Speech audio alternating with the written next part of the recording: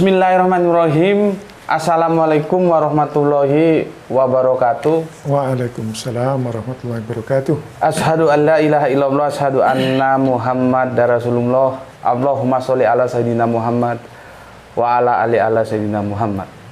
Alhamdulillah saudara-saudaraku semua yang tergabung dalam channel ini ya, tempat dimana kita wadah saling berdiskusi. Alhamdulillah senja ini ya, di tengah rintik hujan. Jadi nanti kalau ada suara-suara yang sedikit noise itu suara hujan. Hujannya deras. Gus Peti kedatangan tamu. Beliau sahabat saya dalam dunia dakwah. Kalau aku sih manggilnya Gus Ngudi, tapi nama lengkapnya Dr.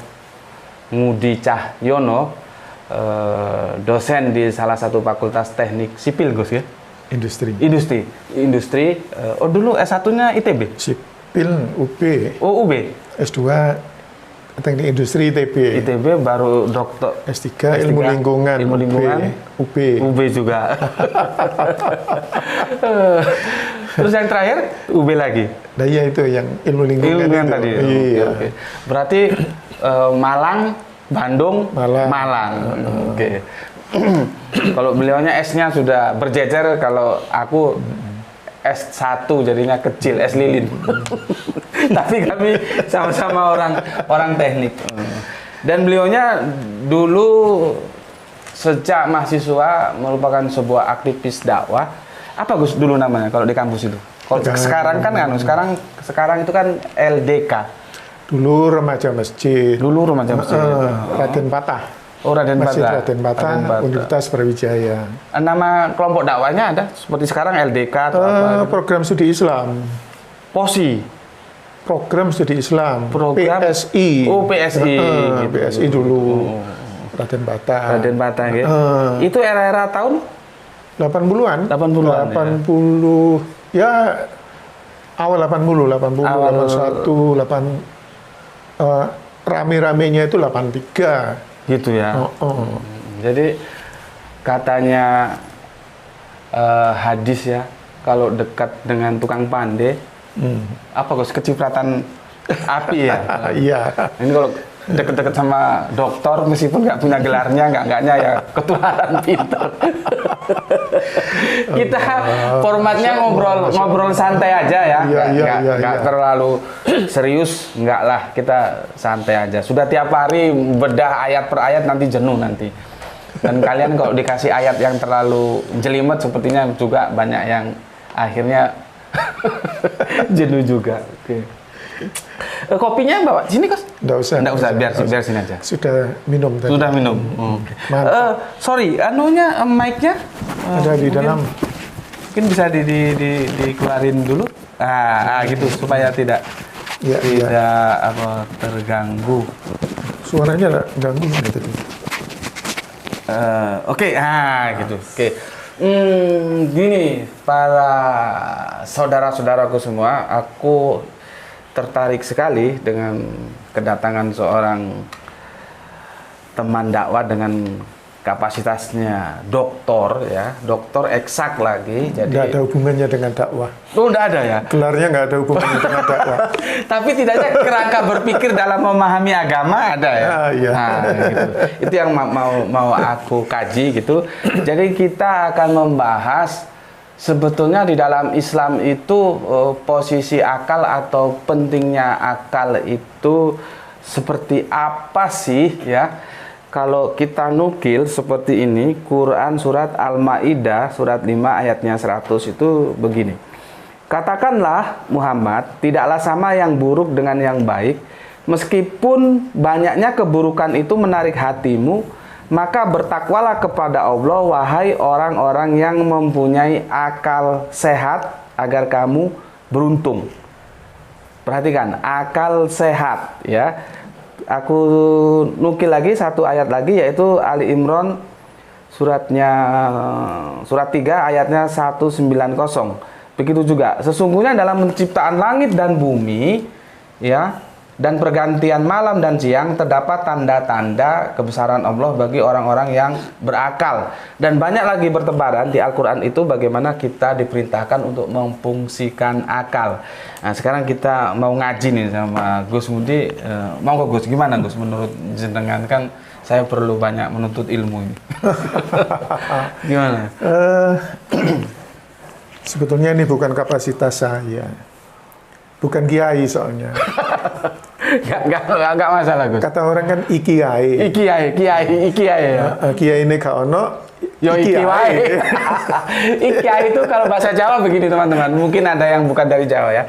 Ikiai itu Ini saja. Gitu ya.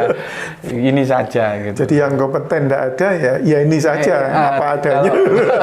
Kalau orang Sumatera bilang tidak ada rotan, akar pun jadi. Gitu. Oke.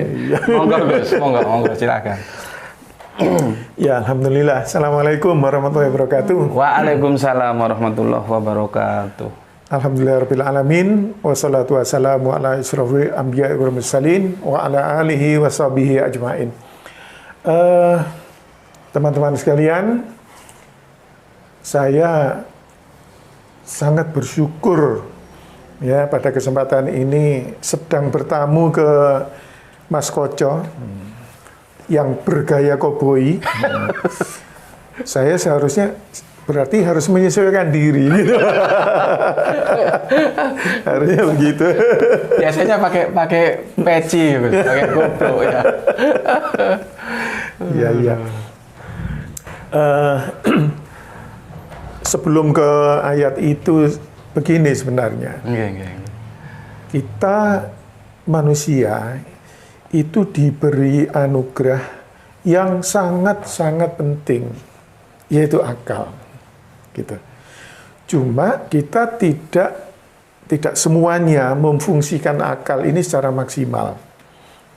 Artinya apa? Sebelum kita memaksimalkan akal, kita sudah menyerah lebih dulu. Menyerah lebih dulu. Menyerah dalam arti begini. Kalau kita diberitahu seseorang ya tentang apa sajalah, tentang kebenaran, ya katakanlah tanda petik kebenaran, itu bisa saja kita menyerah sebelum berpikir. Ya sudah, ikut saja apa kata orang. Ya, ikut saja. Padahal kebenaran itu seharusnya kita pahami betul bahwa itu benar. Jadi sebelum kita menggunakan akal secara maksimal, kemudian kita menyerah, nah ini yang tanda tanya, apakah betul itu benar? Itu masalahnya nanti. Bisa saja kita terjebak. Karena ternyata banyak klaim, ya, banyak klaim kebenaran, ya. Kita tidak bisa pungkiri itu dari mana saja itu, dan ternyata tidak ada sinkronisasi antara satu dengan yang lain, ya. Bahkan saling bertolak belakang. Nah, kalau saling bertolak belakang, apa mungkin semuanya disebut benar? Sederhananya, kalau ada dua klaim, satu mengatakan benar, si A, si B juga mengatakan benar, tetapi ternyata bertolak belakang. Apakah mungkin dua-duanya benar? Ini tidak mungkin. Akal kita mengatakan, ya tidak mungkin toh. Kalau dua-duanya benar, berarti harus sama, kan begitu. Logikanya begitu. Nah, kalau ternyata bertolak belakang, ya berarti salah satu yang benar, yang satu salah, atau dua-duanya salah, gitu. Dua-duanya salah. Kalau dua-duanya benar nggak mungkin. Nggak mungkin. Ya? Kalau dua-duanya benar nggak mungkin. Ini akal sederhana kita seperti itu. Nah, ini faktanya yang menawarkan kebenaran itu banyak, ya, dan faktanya berbeda. Kalau masing-masing mengatakan sama-sama benarnya, nggak bisa. Kalau sama-sama benarnya, pasti tidak berbeda. Pasti tidak berbeda. Ya, kalau tidak berbeda berarti ya satu, kan gitu. Nggak berbilang dia. Ya? Iya. Itu itu contoh sederhana peran akal di sini. Nah, jadi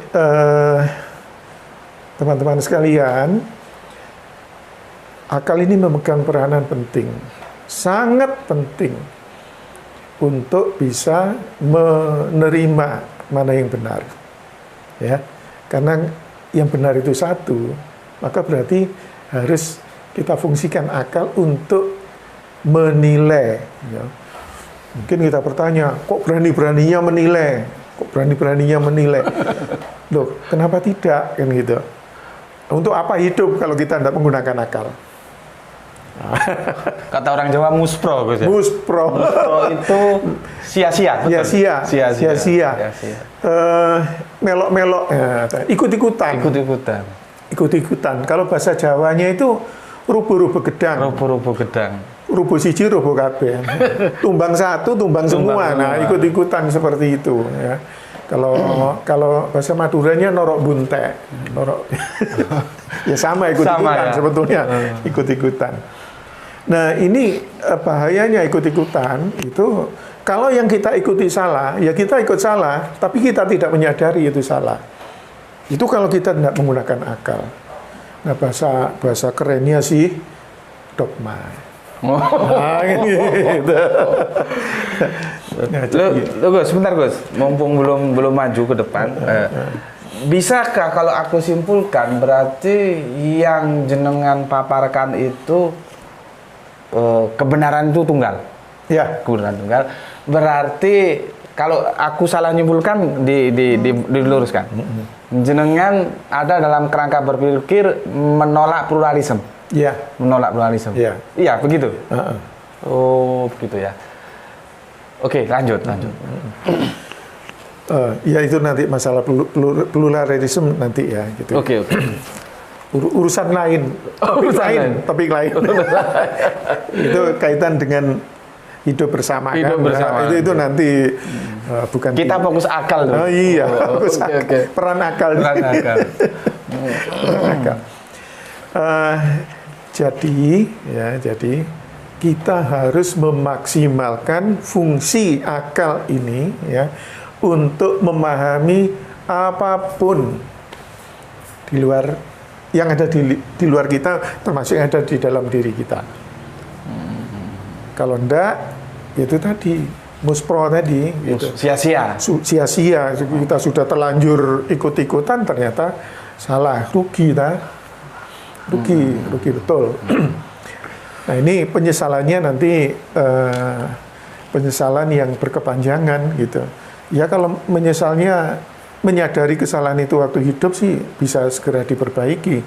Tapi kalau sudah mati, ya, bagaimana mau memperbaiki? Bagaimana memperbaiki? Itu. Dan kita harus konsisten. Selama ini kan kita berusaha untuk konsisten. Semuanya diukur dengan rasio, kan begitu. Betul. Jadi kalau kita mengatakan menanggapi sesuatu yang tidak rasional, kita tolak kan selama ini. Betul. Itu, nggak masuk akal kan gitu, nggak masuk akal. Bicara tentang apapun, apa landasannya? Kan begitu kita bertanya. Bahkan sampai metode analisisnya seperti apa, kan begitu yang kita tanya itu. Kalau itu tidak masuk dalam analisis, ya ini di dalam dunia ilmiah kan begitu ya. Datanya, ya, metodenya, jadi reliable, handal dan valid. Valid ini absah. Gitu ya. Atau soheh, kan itu. Atau kalau aku bahasa pasarannya berani diuji gitu. Berani diuji. Artinya sudah tidak terbantah gitu ya. Sebentar Gus, mumpung aku dapat informasi ini ya. Jadi apa yang disampaikan oleh Gus Ngudi ya, dokter kita kali ini, itu sesuai dengan yang disampaikan oleh kitab Perjanjian Lama, yaitu kitab Amsal 14:12, itu dinasihatkan begini.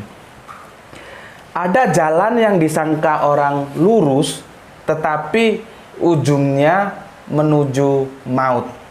Itu. Jadi supaya kita tidak berdasarkan prasangka, ya harus menggunakan nalar atau logika itu. Monggo Gus. Iya, benar itu. Jadi prasangka itu tidak bisa mengantar pada kebenaran. Ya, tidak bisa mengantar pada kebenaran. Apa ya? Nggak ada contoh ya. Untuk mencontohkan Iya. apa kira saya ambil kan buku Ini ya. Nah, misalnya, ini mohon maaf ya, ini teman-teman, ini buku apa? Ini buku apa? Pasti teman-teman nggak tahu, kecuali yang sudah pernah interaksi dengan Mas Koco, beda ya. Mungkin pernah ditunjukkan. Tapi yang belum, ini apa? Buku apa? Pasti ada prasangka di situ. Oh, itu notes, ya, begini ya. Iya kan? Mungkin ada yang lain. Oh, itu bukan buku, nah, kan bisa juga. Kopingho. Kan formatnya sama. Kopingho dan sebagainya. Ya. Nah, prasangka-prasangka yang banyak itu, ya, ya sah-sah saja, tapi nggak bisa prasangka dijadikan landasan kebenaran, nggak bisa, ya. Dan namanya prasangka, ya, mungkin boleh jadi benar, boleh jadi salah, ya, boleh jadi. Ada probability di dalamnya. Probability. Kalau oke lah, misalnya probability-nya ambil 50%, 50% mungkin benar, 50% mungkin salah. Ya. Tapi kan ada peluang salah, ada peluang benar. Nah, itu harus diuji dulu. Untuk kepastian. Untuk kepastian, gitu. Ya. Nah, ternyata faktanya, nah, buku ini, Tangga-Tangga Langit. Apakah sesuai dengan prasangka teman-teman tadi? Nah, iya kan? Iya. Nah, jadi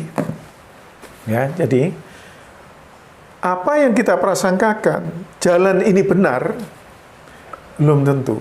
Bisa-bisa membawa maut. Seperti di Amsal tadi. Bisa membawa maut. Bisa membawa maut. Kalau di Al-Quran jelas ya, jangan ikuti prasangka, karena kebanyakan prasangka adalah dusta. Gitu. Kalau bahasa Arabnya zon gitu ya. Zon. Nah, kalau dalam dunia ilmiah itu namanya hipotesis. Gitu ya. Dugaan. Dugaan itu nggak boleh dijadikan hujah kebenaran. Dia hanya batas untuk mengumpulkan data saja. Ya namanya masih dugaan. Mungkin ini. Nah, maka dalam dunia ilmiah ada proses lebih lanjut, pengujian. Nah, setelah diuji, baru diketahui ini benar ataukah salah. Gitu. Makanya ditekankan betul, jangan ikuti prasangka. Betul. Apalagi prasangka itu didasarkan pada ikut-ikutan tadi. Katanya orang begini, iya BE ya sudah ikut aja. Ini payah ini. Apa gunanya akal kalau tidak dimaksimalkan untuk menilai, untuk menguji itu sampai mentok. Ya, mungkin teman-teman bertanya, apa yang bisa dijangkau oleh akal? Ya. Terutama masalah materi, ya jelas kalau materi, dunia materi ini jelas pasti dalam jangkauan panca indera, terindra itu bisa digunakan untuk menguji, ya. Kemudian yang imateri itu yang sifatnya metafisik, ya. Metafisik, ya. Itu akal masih bisa menjangkau. Logika yang kita miliki itu bisa menjangkau. Sebagaimana Einstein, yang dilakukan oleh Einstein, bagaimana memahami relativitas itu secara empirik tidak langsung bisa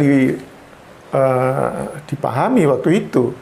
Tapi apa di balik itu, Einstein mampu menjangkau ke sana dan bisa menjabarkan. Itu logis. Matematika apa empiris? Bendanya nggak ada, tetapi logika hitungannya masuk. Nah, makanya maksimalkan dulu sampai mentok. Kalau sudah mentok, nah itu berarti sudah di luar jangkauan berpikir kita. Gitu. Aku biasanya kalau mengatakan itu nganu Gus, area 1 dibagi 0. Ya, sudah di luar kemampuan berpikir kita. Sudah tak terdefinisikan. Gitu. Mumpung masih ingat dulu pernah waktu kuliah. Nggak tahu udah berapa tahun. Jadi yang penting memaksimalkan dulu. Jangan belum apa-apa sudah menyerah. Kan ya ini mohon maaf. Pemuka-pemuka agama kita itu biasanya ya kalau nyinggung masalah Tuhan, begitu kita bertanya, Tuhan itu yang seperti apa sih? Kan langsung di stop. Jangan banyak tanya, terima saja kan gitu. Yang kuno-kuno itu gitu. Iya, terima saja udah. Gitu. Kalau kamu banyak mikir nanti gila kan gitu.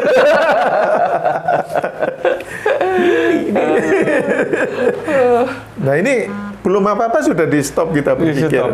Nah, sementara urusan usia yang lain kita nggak mau terima kalau nggak masuk akal. Tapi urusan masalah ketuhanan terima saja. Kan ini nggak konsisten. Pecah jiwa kita, gitu ya. Nggak konsisten dalam berpikir. Berarti kalau menurut jenengan ada metodologi yang harus dirubah untuk demi lebih majunya berpikir gitu ya. Iya. Nggak bisa semua tuh wah, jangan ditanya gini-gini itu kembali ke dogma nanti ya. Iya. Oke. Karena memang kita kan berpijak ke Al-Qur'an bukan pendapat orang ya. Iya. Kalau orang lain orang lain pendapat, 10 orang 10 pendapat lah. Kalau Al-Qur'an jelas di kita disuruh memberdayakan akal gitu ya. Betul. Oke. Kan banyak semacam bukan pertanyaan sih, gugatan dari Allah begini. Kenapa kamu tidak berpikir? Kenapa kamu tidak memahami? Kenapa kamu tidak mencari tahu, katakanlah gitu ya. Intinya itu tidak memaksimalkan pikiran. Ya memang sering dipertanyakan di Al-Qur'an itu ya. Iya. Afala ta'qilun, afala tatafakkarun, afala tatadzabbarun. Itu kalau aku sih Gus ya. Kalau anak jalanan kan lain Gus bahasa. Aku jenenganku kok kasar ngono. Arek jalanan gini anak jangan. Lu mikir nggak sih? Katanya Cak Lontong, mikir. Kan gitu Gus. Iya. Tapi kan Al-Qur'an bahasanya halus ya. Kalau anak-anak jalan, lu mikir kagak sih gitu. Masa gitu lu jadiin Tuhan gitu. Kira-kira gitu. Iya. Ya, akhirnya kan begini. Yang mengklaim sesuatu itu Tuhan itu kita ya atau siapa? Kalau kita yang mengklaim itu berarti prasangka tadi. Karena yang paling tahu tentang siapa dirinya yang punya diri yang maha tinggi itu. Harus dia yang memberitahukan ke kita. Baru nanti itu namanya proses wahyu Gus ya. Nah, gitu. Cuma masalahnya mana yang menunjukkan bahwa dia memberitahukan ke kita. Wah, itu problem lagi Gus ya. Itu yang kita cari. Ya. Gitu. Artinya informasi itu benar-benar A1 gitu. A1. Jadi tidak boleh berdasarkan prasangka kita, tidak boleh berdasarkan persepsi kita. Pasti salah. Udah, namanya persepsi.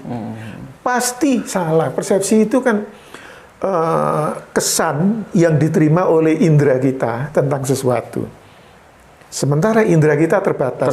Bagaimana bisa kita mempersepsi sesuatu yang maha benar? Nggak mungkin.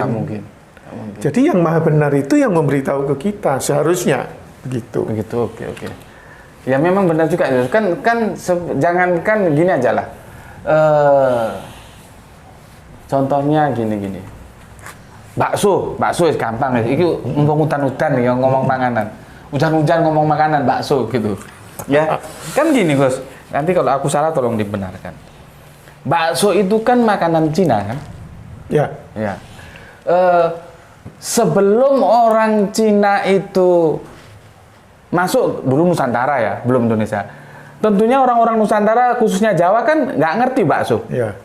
Nggak ngerti bakso. Akhirnya orang Cina itu masuk ke Nusantara ini, ya kita bilang ke Jawa lah. mulailah dia bikin daging yang bundar-bundar seperti bola itu, dan itu pun kita tidak tahu itu apa kan gitu kan. Nah, baru nanti kita tahu itu namanya bakso karena Cinanya sendiri ngasih tahu bahwa itu namanya bakso. Begitu juga ini padahal masih yang imanen, yang empirik ya. Apalagi kalau yang transenden, kita jadinya kalau tidak mengucapkan tentang yang agung itu berdasarkan apa yang dia wahyukan, ya itu tadi persepsi tadi. Betul. Gitu Gus ya? Iya. Oke, jadi ojo mau ngopo jare. Iya. Cari. Mau ngomong lanjut Gus, monggo. Kena cari-cari kira. Cari-cari. Masya Allah. Ini ya mungkin teman-teman ada yang setuju, ada yang tidak. Ya itu hak teman-teman. Ya, tapi mari berpikir, mari kita maksimalkan pikiran kita untuk memahami gitu ya, memahami. Jadi kalau saya garis bawahi, janganlah persepsi kita, janganlah prasangka kita, ya, itu yang kita jadikan sebagai landasan kebenaran untuk menyatakan kalau dalam ini agama ini menyatakan Tuhan itu ini. Ya, jangan. Tapi seharusnya Dia yang memberitahu kita, ya. Kemudian kita pahami. Ya, memberitahu kita pahami. Ya bisa saja, apakah betul Dia yang memberitahu? Jangan-jangan bukan. Ya, makanya tetap kita peran akal juga ya. Peran akal juga. Jangan-jangan ada yang membisiki apa itu? Jin apa? Akhirnya memang apa pusarannya itu ya, porosnya itu ya di akal itu. Iya. Di akal. Oke. Cuman gini Gus, ada juga yang mengatakan begini. Ya tadi yang satu dibagi 0 tadi ya. Kita harus memberdayakan akal itu dalam mencari kebenaran semaksimal mungkin. Itu koma ya. Namun demikian kita juga harus menyadari bahwa dalam titik tertentu ketika kita sudah berbicara tentang pribadi yang maha agung itu, kita ada keterbatasan. Ya. Di situ kita tunduk baru ya. Tunduk. Baru itu tadi peran wahyu itu ya. Ya. Bagaimana cara yang maha tinggi itu menyampaikan ke kita lewat para nabi kan gitu. Iya. Oke. Lanjut Gus. Yang jadi pertanyaan berikutnya, lalu bagaimana mekanisme pemberitahuan itu? Wah, ini sudah masuk teknis. Nggak tahu. Teknisnya pribadi Gus. Kan logikanya begitu. Betul. Kita gunakan logika. Logika kembali ke logika. Bagaimana dia memberitahu kita? Dia yang absolut, ya, memberitahu yang relatif. Yang relatif. Yang relatif tidak bisa menjangkau absolut. Kan itu. Mekanismenya gimana? Apa dibisiki kita masing-masing? Setiap orang bisik-bisik. Lahir dibisiki. Nanti, tapi belum ngerti ya lahir. Nanti kalau sudah SD mungkin dibisiki gitu barangkali. Faktanya apakah kita dibisiki? Enggak juga. Apakah kita diberi videonya? Aku itu ini loh. Coba tonton videonya. Enggak juga. Atau lewat mimpi. Ternyata enggak juga. Jadi ada satu mekanisme yang logis, yang kita bisa pahami, dan itu bisa diterima oleh siapapun. Diterima itu artinya sampai pada mereka. Itu tertulis mekanismenya. Oh gitu ya. Tertulis. Nah, itu yang logis. Ya. Kalau lewat mimpi, video, audio, ya, atau apapun itu. Faktanya tidak. Faktanya tidak. Jadi yang logis itu tertulis ya. Nah, tertulis berarti sejak itu dituliskan sampai kapanpun siapapun bisa membaca. Untuk mengetahuinya. Untuk mengetahui itu. Kan gitu. Ya. entah itu mekanismenya seperti apa, tapi mekanisme proses ya maksud saya seperti apa itu kita nggak tahu, tetapi yang bisa dipahami oleh semua orang, bisa dibaca oleh semua orang, ya tertulis. Nah, Atau begini Gus, maksudnya harus ada data dokumentasi. harus ada. Ya, yang tertulis itu. Ya? Yang tertulis itu. Nah, kalau yang tertulis nanti bisa kita pelajari teksnya. Ini betul nggak dari dia? Nah, kita uji lagi. Otak lagi, Otak akal lagi. Akal lagi. Oh, kalau lihat kalimatnya ini kayaknya orang ketiga ini.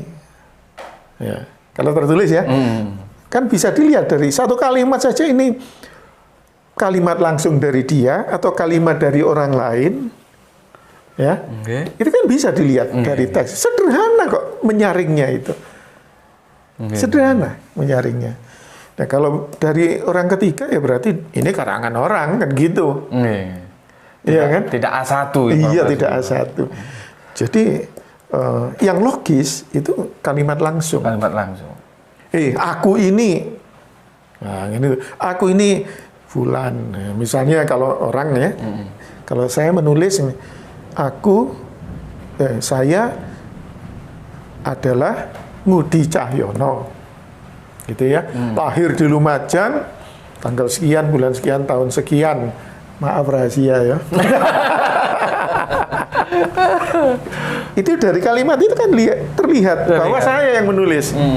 Tapi kalau sampean yang menulis, ya teman saya Ngudi Cahyono lahir di Lumajang. Nah, itu kan dari teks saja yang nulis pasti Mas Koco. Pihak kedua sudah ya? Pihak ketiga. Pihak ketiga. Pihak kedua kan yang membaca. Yang membaca, oke. Pihak ketiga. Nah, pihak ketiga kemungkinan salah besar. Kemungkinan salah itu karena salah menangkap informasi, salah di dalam proses pencetakan berulang-ulang, salah karena ada kepentingan sengaja. Berarti ada unsur kesengajaan. Kalau katanya orang jual beli, ada hitung-hitungannya. Iya. NPWP, nomor piro, wani piro. Satu ayat wani piro. Gitu nanti Gus ya. Lanjut Gus. Nah, terus kemudian kalau sekarang kalimatnya kalimat langsung, ya. Ini peran akal lagi. Kalau kalimat langsung ya masih perlu dibuktikan. Logis enggak ini? Misalnya di situ ada kalimat langsung. Aku adalah Tuhan Pak Ijo misalnya ya. Namanya Pak Ijo misalnya. Aku lahir tanggal sekian. Ya, di sini. Nah, itu walaupun kalimat langsung enggak logis. Masa Tuhan lahir? Namanya juga namanya Pak Ijo. Nggak logis kan?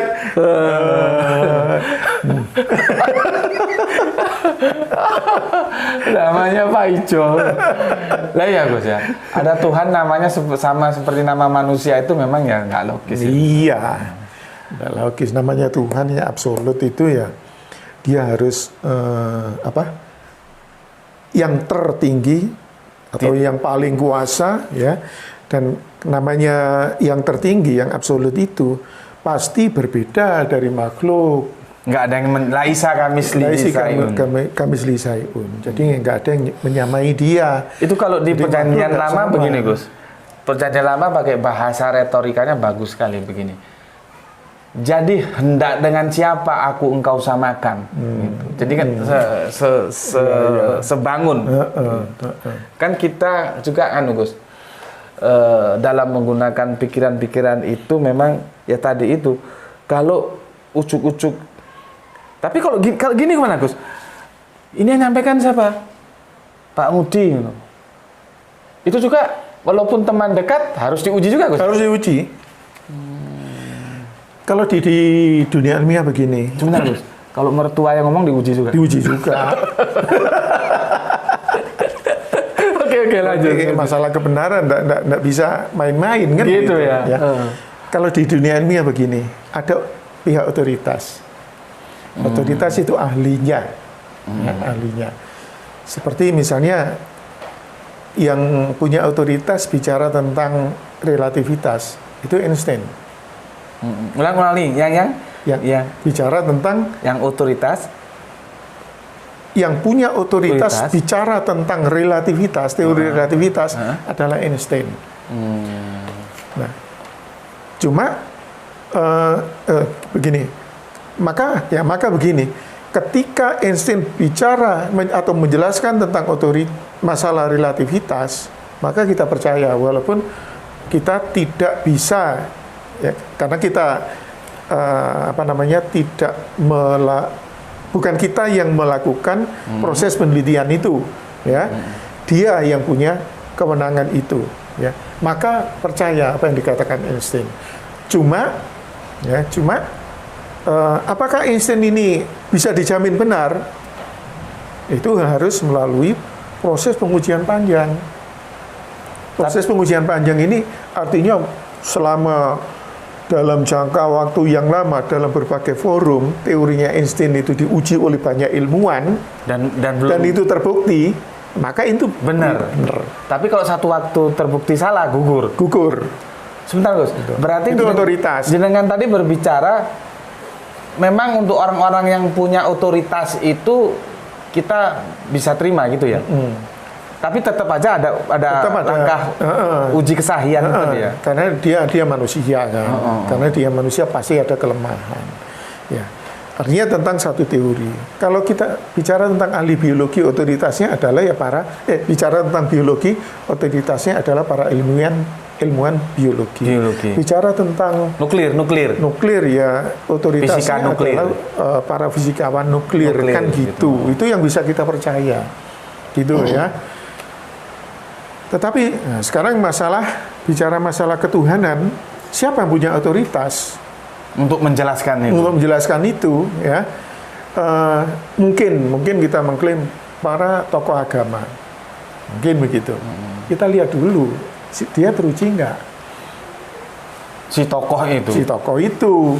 Kalau ternyata si tokoh itu juga ikut-ikutan, kita korban ikut-ikutan dan ternyata statement yang dia nyatakan itu adalah tidak masuk akal, tidak bisa diterima oleh akal, ya kita lakukan dong otoritasnya. Jadi otoritas itu bukan didasarkan pada jabatan, tapi dia terbukti benar. Berarti teori equal harus dibangun ya. Jadi nggak ada dia itu begini begitu pasti benar tuh nggak ada. Intinya diuji. Kalau benar kita terima, kalau tidak lulus uji tolak gitu ya. Jadi itu ini masalah Tuhan ya, masalah ketuhanan gitu. Jadi ujung-ujungnya yang paling punya otoritas tentang itu adalah Nabi. Bicara tentang Tuhan, Nabi itu ujung-ujungnya yang paling punya otoritas, manusia. Tetapi itu pun ketika Nabi itu kita dapati statementnya itu ada di dalam teks tertulis itu, dan ternyata teks tertulis itu tidak logis, ya.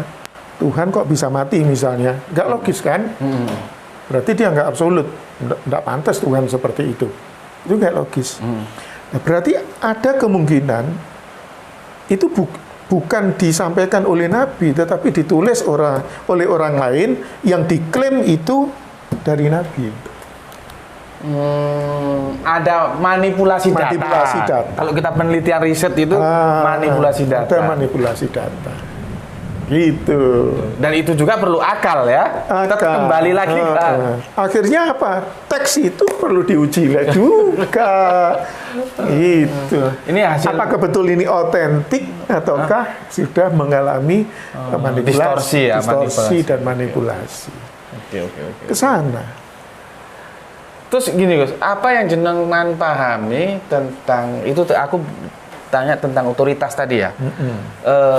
Tentunya kalau otoritas dalam hal agama teologis itu Nabi ya. Tetapi bagaimana kita harus menerima bahwa Nabi itu maksum? Itu gimana Gus? Kalau nabinya ya oke, maksum. Tetapi teksnya kan tidak bisa dijamin. Karena ada kemungkinan ada distorsi, ada penyimpangan tadi. Itu masalahnya. Oh, gitu. Jadi kalau nabinya maksud jenengan begini, misalkan ada teks tuh ya. Teks itu saya tidak meragukan ini. Oh begini, saya tidak meragukan omongannya Nabi. Tapi yang saya ragukan, apakah benar ini omongannya Nabi? Nah, betul. Bukan kenabiannya yang kita ragukan. Bukan kenabiannya. Gitu. Oke. Lanjut. Makanya ketika membaca teks itu, ini logis enggak gitu loh.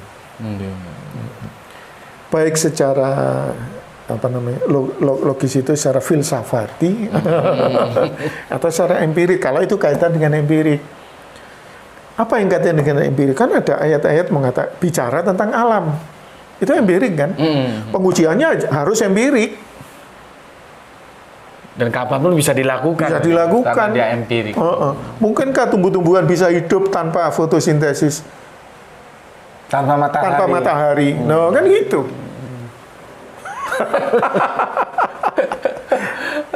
Iya toh. Atau bicara tentang hitung-hitungan misalnya di situ. Ini bicara matematika, yang ujinya matematika. Ternyata di situ hitung-hitungannya kok nggak klop secara matematika. Oh ini pasti ulah manusia ini. Manusia terbatas. Sudah didistorsi. Distorsi. Itu. Tapi bicara masalah Tuhan, nah itu bukan empirik, tapi logika. Karena dia nggak masuk ke dalam alam nyata. Iya. Logika. Terus gini Gus, kalau berbicara tentang logika, jenengan sebagai orang yang berkecimpung di bidang eksak ya, di kampus sejak dulu sampai sekarang juga ngajar gitu. Seandainya ditanya, logika kita mungkin nggak Gus mengatakan bahwa yang maha tinggi itu berbilang, tidak tunggal itu? Logika kita tidak bisa mengatakan berbilang, artinya tidak tunggal, tidak bisa mengatakan begitu. Tetap tidak bisa. Namanya absolut, itu berarti satu-satunya. Otomatis, logikanya begitu. Karena dia absolut satu-satunya. Kalau absolut ada dua, tidak absolut. Relatif sudah ya. Itu relatif sudah. Logikanya sederhana seperti itu. Sampai tak sawang-sawang ya mantap juga. Masa ada dokter gak mantap ya Gus? Kalau dia satu-satunya, logika ya. Kalau satu-satunya harus berbeda dengan yang lain. Dengan yang lain. Kalau sama, berarti bukan satu-satunya dong. Itu saling muter. Absolut, distinct, unik. Absolut, berbeda, satu-satunya. Tidak bisa dipecah. Misalnya, oh itu tidak satu, tapi absolut ya. Enggak logikanya nggak masuk gitu. Nggak masuk. Berjungkir balik.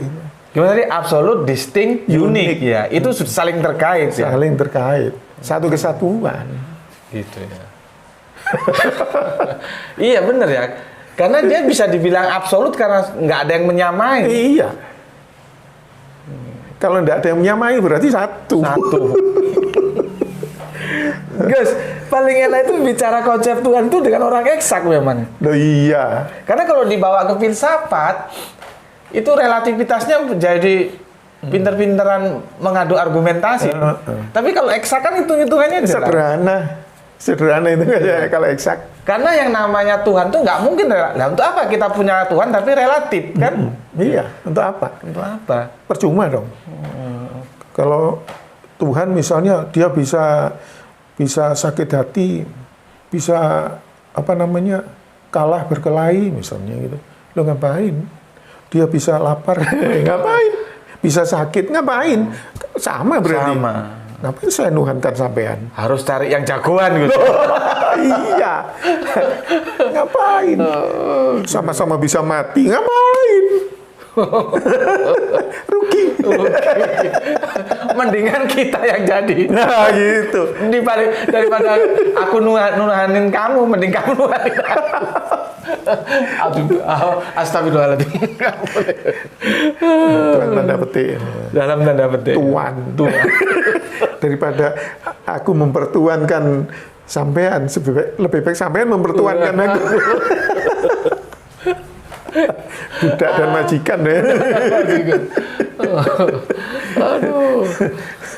Memang kalau kita mengkaji teori absolutis itu nggak terbantahkan, karena gini Gus, aku pernah belajar sebuah pemikiran dari Arasi Gus ya, nggak tahu itu filsuf dari mana. Dia bilang begini, Arozi itu. Dia bilang begini, sebetulnya ini kerangka berpikir ya, karena kan setiap manusia meskipun bukan nabi dikasih kemampuan berpikir akal ya. Sebetulnya dia bilang begini Gus, tapi menurutku aku setuju juga seperti itu. Sebenarnya sekalipun tidak ada nabi, sekalipun itu ya, otak kita itu mampu untuk menganalisa, karena nggak empiris tadi kan, bahwa Allah itu satu, nggak mungkin dia berbilang gitu, karena absolutisme tadi itu kan. Iya. Jangkauan pikiran kita hanya mampu mengantar sampai di situ, bahwa Tuhan itu ada dan Tuhan memiliki sifat absolut, distinct, unik. Sampai situ saja. Selesai sudah. Selesai. Tapi siapa dia, tidak mampu sudah. Persepsi lagi nanti yang main, prasangka. Oh, BEIku. Oh, ini kan lihat sifat-sifatnya kok mirip-mirip ya. Oh, dia bisa menghidupkan orang mati. Oh, Tuhan ini. Itu prasangka. Persepsi. Orang Jawa bilang iso kedeluduk. Apa ya Indonesia iso kedeluduk itu? Terperosok. Ya.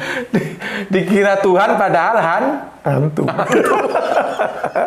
Gitu Gus, kira-kira Gus. Aku sih ikut-ikutan aja. Dikira disangka Tuhan, nggak taunya hantu. Bisa begitu. Iya kan? Iya, betul. Jadi tidak mungkin. Jadi akal hanya bisa mengantar pada Tuhan itu ada dan sifatnya begini. Titik. Hanya itu. Nah, tapi siapa dia? Itu baru itu kewenangan dia yang harus memberitahu. Menjelaskan dirinya. Aku itu ini, sifatku seperti ini. Itu tugas kita mencari. Melalui teks-teks yang ada. Lewat kajian-kajian. Jadi teks-teks yang ada yang ya katakanlah klaim kitab suci itu. Kitab suci itu ada yang enggak pemberitahuan dari dia kepada kita. Kalau enggak ada, berarti semuanya persepsi yang disampaikan di situ persepsi. Berarti kalau misalkan begini, dalam satu kumpulan teks suci, ya apapun teksnya lah terserah ya, karena semua masing-masing agama kan punya teks-teks suci. Kalau di situ ada sosok yang tidak pernah mengatakan bahwa dirinya itu adalah sosok yang maha tinggi itu, lalu dia dianggap oleh pengikutnya sebagai yang maha tinggi, itu levelnya masih persepsi ya? Masih persepsi. Karena dia tidak menyatakan. Masih persepsi. Gitu. Misalnya ada dalam satu teks itu mengatakan dia adalah dia, berarti kan bahasanya bahasa manusia itu yang menunjuk dia. Dia adalah yang maha kuasa, yang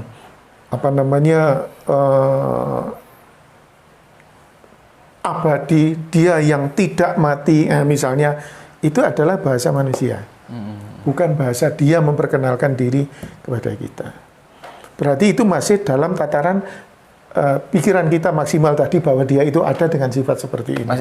Kita masih menjangkau oleh yang masih menjangkau. Tapi itu adalah bahasa kita, bahasa manusia yang mencoba memahami bahwa dia itu ada, yang sifatnya seperti ini. Tapi belum sampai pada siapa dianya. Iya, kalau sudah sampai siapa dia memang harus dia yang menyatakan. Harus dia yang menyatakan. Nek enggak yang ngarang-ngarang. Kayak bakso itu mau ya. Kita tahu kalau itu bakso yang punya bakso kok. Cinone kondo. Ini lho jenenge bakso. Kalau kita kan mungkin mempersepsi itu gerendul itu, jenang gerendul itu. Nah, misalnya itu kan beda kan.